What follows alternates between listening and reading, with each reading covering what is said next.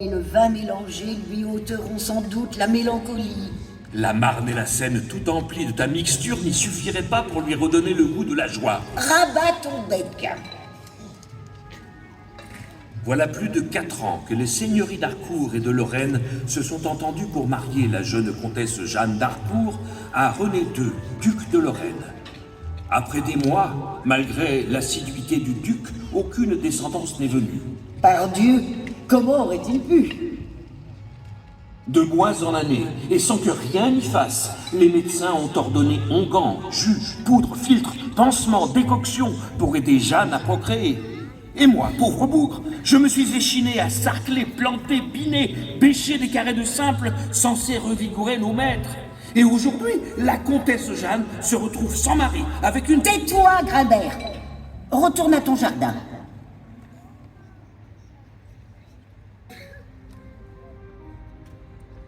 Malgré sa mauvaise langue, Grimbert avait raison.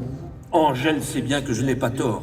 À moins d'un divin miracle, rien ni personne n'aurait pu guérir notre petite comtesse. Comment d'ailleurs pouvait-on réparer ce que la nature avait si fort et si mal noué?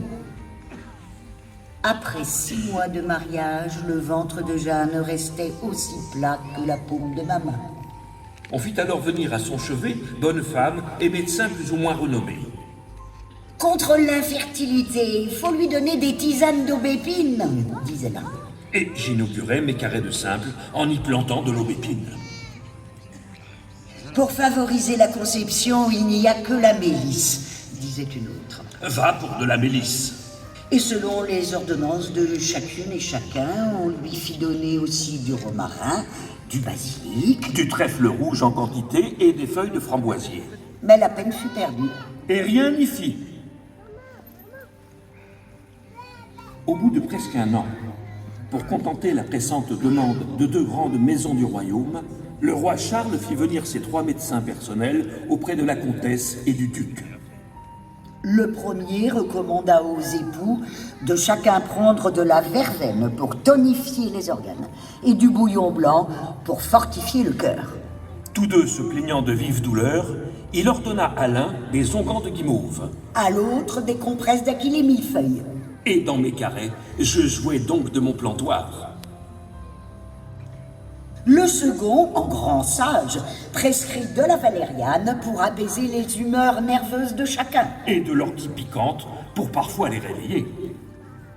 Quant au troisième, il décréta tout de bon qu'il n'y avait que la sauge qui sauve et guérit tout omnia omnino et garantit ainsi la prospérité d'une belle descendance. Ainsi soit-il. J'agrandissais mes carrés et tout cousu d'écus, nos royaux carabins repartirent vers le Louvre.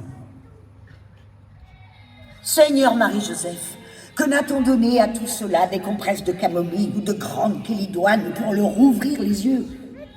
Arrangé par nos familles, ce mariage infertile avec Jeanne m'éloigne de celle que j'aime.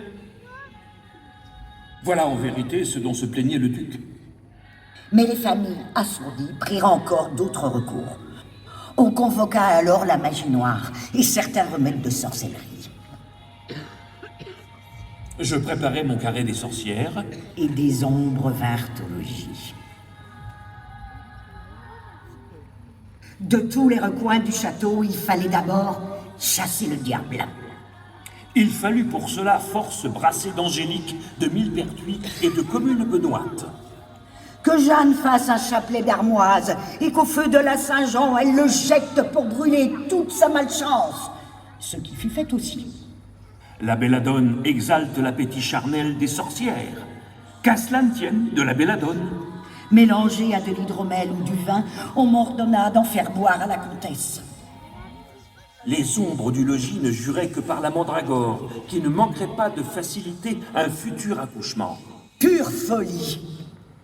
Et malgré de pleines carafes de filtres d'amour composés de jusquiame noir, de jasmin blanc, de coriandre, de gingembre et autres sarriettes, le duc René menaçait maintenant de répudier son épouse pour rejoindre Philippa de Gueldre, qui lui donnerait son amour et la descendance digne de son rang et de son nom.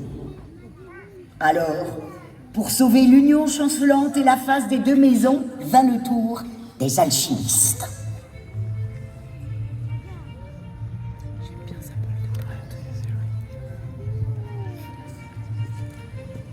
L'un était italien, l'autre avignonnais. Dans un salmigondi de grands gestes et de belles paroles, ils firent feu de tout bois pour extraire la quintessence des simples de Grimbert. Ce principe est 100 fois plus actif que celui des remèdes précédemment prescrits, affirmait-il. 100 fois, 1000 fois plus puissante. Toute la quintessence du monde ne guérirait jamais jeune. Il fallait être fou pour le penser. L'élixir philosophal, finalité de notre grande œuvre, guérit infailliblement de tout et apporte la perfection aux corps les plus impurs. Bien sûr, l'universel panacée ne fit rien à l'affaire. Et le duc René quittait le château pour rejoindre Philippa.